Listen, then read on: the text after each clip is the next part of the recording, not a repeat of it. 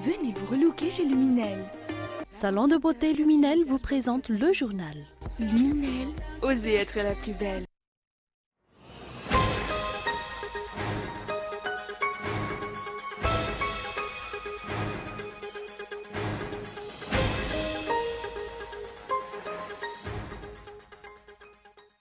Les collectes de signatures visant à dénoncer le code de la communication médiatisée se poursuivent dans les régions.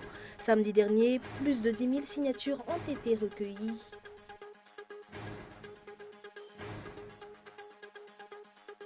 Juliette Ratsimanjave tire sa révérence. La sœur cadette de l'ancien chef de l'État, le colonel Richard Ratsimanjave, est décédée hier matin des suites d'une longue maladie.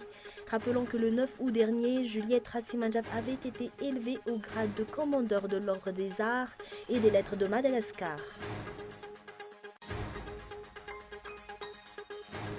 Une série d'attaques à la bombe a causé au moins 48 morts ce lundi dans plusieurs villes de Syrie, essentiellement contrôlées par le régime selon les médias d'État.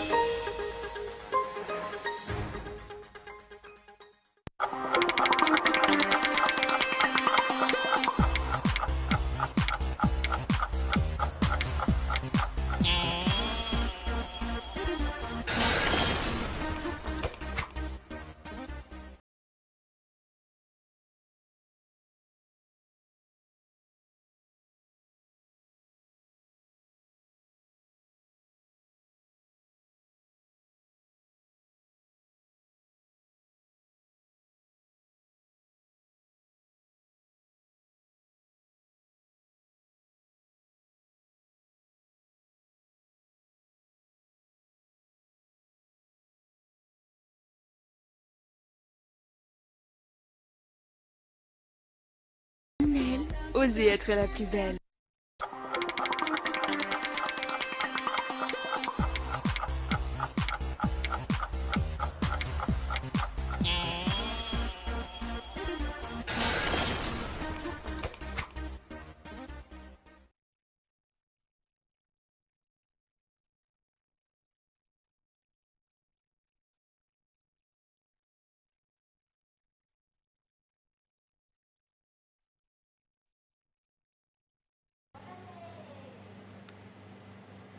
Mesdames et messieurs, bonsoir, bienvenue si vous nous rejoignez dans cette nouvelle édition du journal en version française sur Cool TV.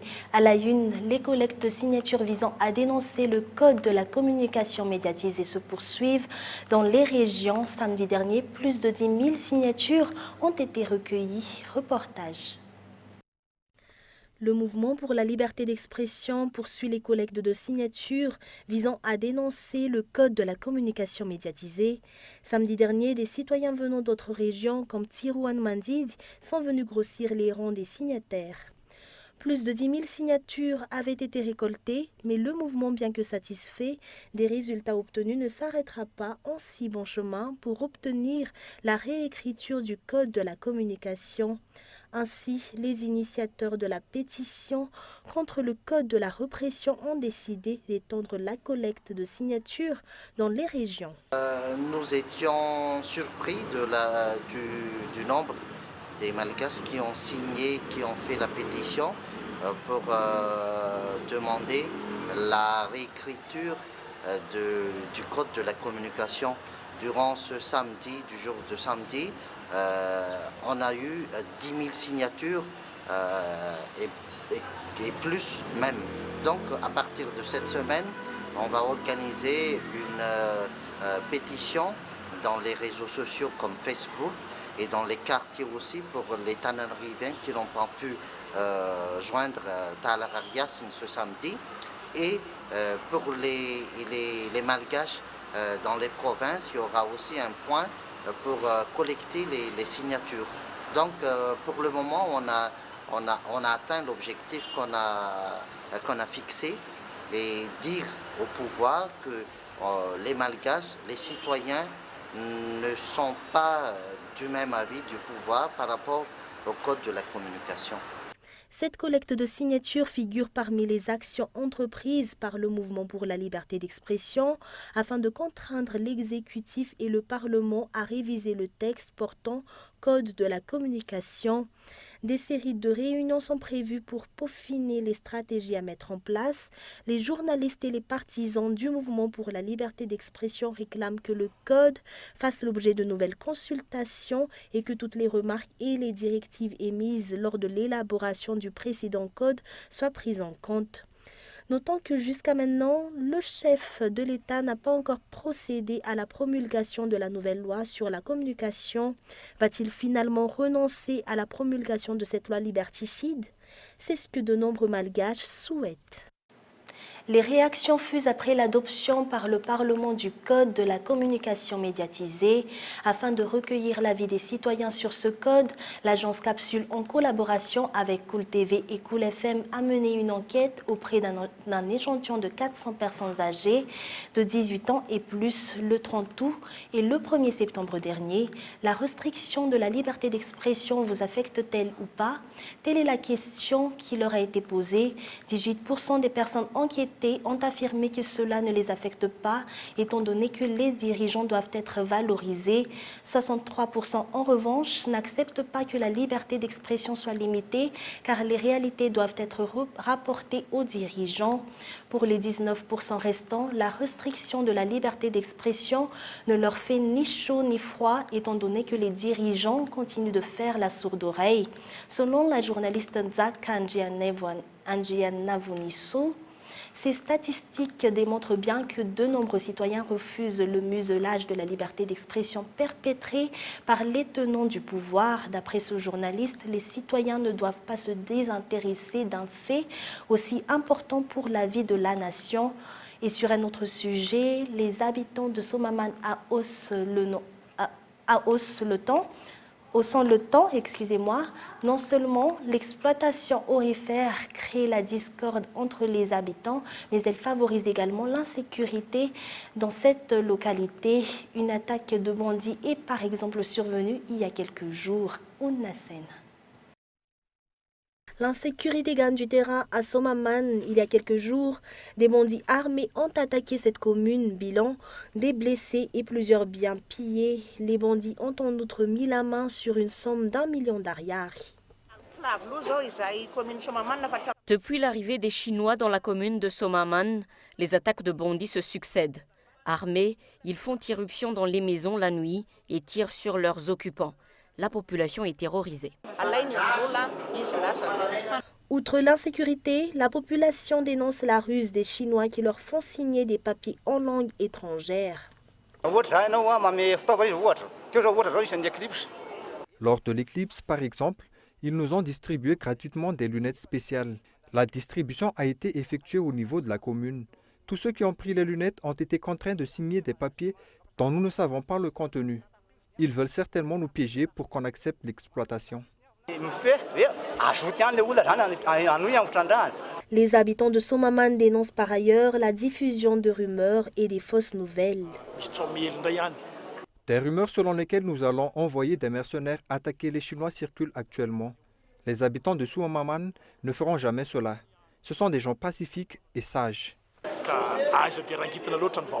Ainsi, les habitants de Somaman ne dorment plus sur leur laurier et réclament que des mesures soient prises par les responsables en charge de la sécurité.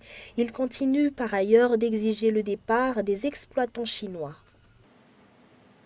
Juliette Ratsimanjaf tire sa révérence sur la sœur cadette de l'ancien chef de l'État, le colonel Richard Ratsimanjaf, est décédée hier matin des suites d'une longue maladie. Elle figurait parmi les fervents défenseurs de la langue malgache.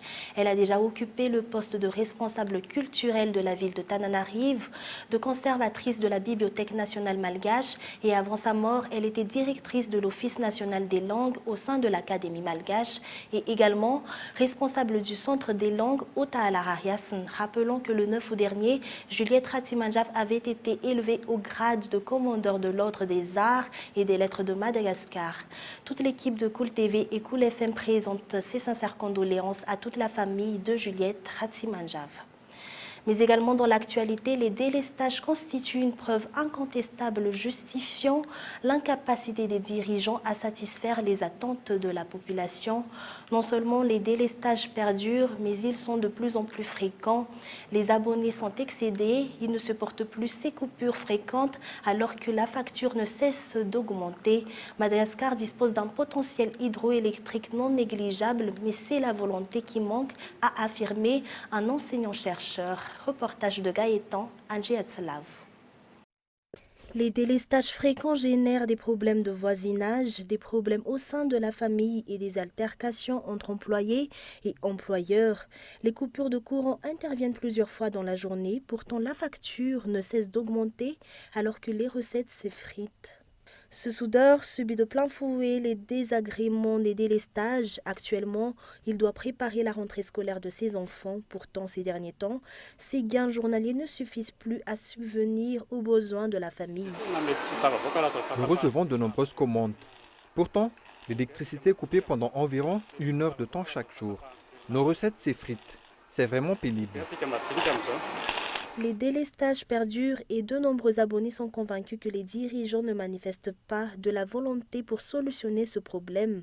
Toutes les promesses de fin de délestage tardent à s'accomplir, une situation qui étonne Arfin Charakutusanakadzi, un enseignant-chercheur. Selon lui, avec tous les fleuves et les rivières dont dispose Madagascar, l'offre peut très bien dépasser la demande au terme de production d'électricité.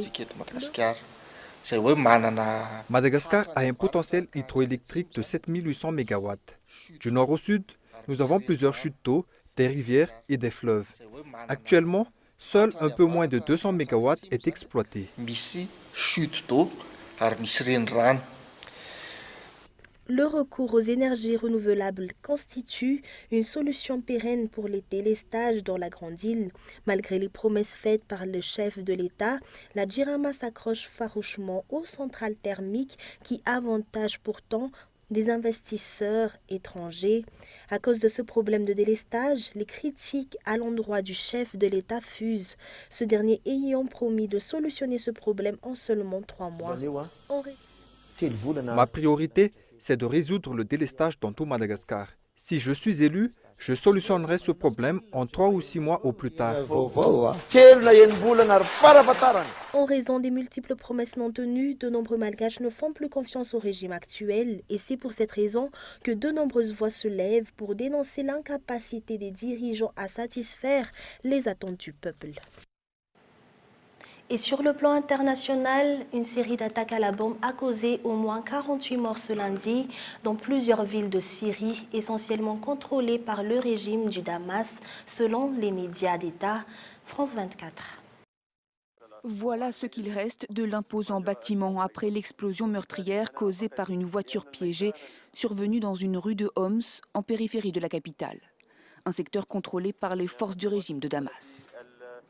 Autre attaque et meurtrière aussi à Tartous, une ville côtière située dans le nord-ouest du pays et qui abrite une base navale russe. Une double explosion simultanée dans une autre zone acquise au régime de Bachar al-Assad. Selon la télévision d'État, la première attaque a été provoquée par une voiture piégée, la deuxième par un kamikaze au moment de l'arrivée des secours. Dans le centre-ville d'Assaké, une autre attaque encore. La majorité de la province est contrôlée par les forces kurdes. Elles y ont établi une administration autonome. Aucun lien n'a été établi pour le moment entre ces attaques non revendiquées et qui se sont toutes produites entre 8h et 9h heure locale. Elles interviennent au lendemain de la perte par le groupe État islamique de cette dernière position le long de la frontière turque et alors que l'armée syrienne et ses alliés ont assiégé dimanche les quartiers rebelles d'Alep. Le sommet des pays développés et émergents G20 s'est conclu ce jour à Hangzhou en Chine. Réfugiés, croissance, montée du protectionnisme, voici les conclusions sur France 24. Les leaders des 20 plus grandes puissances de la planète se sont mis d'accord pour promouvoir une économie mondiale innovante et solidaire pour atteindre de nouveaux sentiers de croissance. Les leaders du G20 ont également promis de lutter contre le protectionnisme et également ils ont insisté sur la nécessité de la transparence financière, une volonté chère à François Hollande pour lutter contre le financement du terrorisme et les paradis fiscaux. Enfin, enfin, sachez également aussi que les leaders du G20 ont annoncé vouloir lancer une initiative pour soutenir l'industrialisation en Afrique et dans les pays les moins avancés. Une façon également, ont-ils affirmé, de renforcer une croissance mondiale davantage solidaire. Et avant de vous quitter, voici brièvement les principaux titres développés dans ce journal. Les collectes de signatures visant à dénoncer le code de la communication médiatisée se poursuivent dans les régions. Samedi dernier, plus de 10 000 signatures ont été recueillies. Juliette Ratzimanjave tire sa révérence. La sœur cadette de l'ancien chef de l'État, le colonel Richard Ratzimanjave, est décédée hier matin des suites d'une longue maladie. Rappelons que le 9 août dernier, Juliette Ratzimanjave avait été élevée au grade de commandeur de l'Ordre des Arts et des Lettres de Madagascar. Et les délestages constituent une preuve incontestable justifiant l'incapacité des dirigeants à satisfaire les attentes de la population. D'ailleurs, Madagascar dispose d'un potentiel hydroélectrique négligeable, mais c'est la volonté qui manque, a affirmé un enseignant-chercheur. Et enfin, une série d'attaques à la bombe a causé au moins 48 morts ce lundi dans plusieurs villes de Syrie, essentiellement contrôlées par le régime du Damas, selon les médias d'État. Et c'est la fin de cette édition. Merci de nous avoir suivis jusqu'à la fin. On vous retrouve demain à la même heure. Très bonne soirée et excellente suite de programmes sur Cool TV. Au revoir.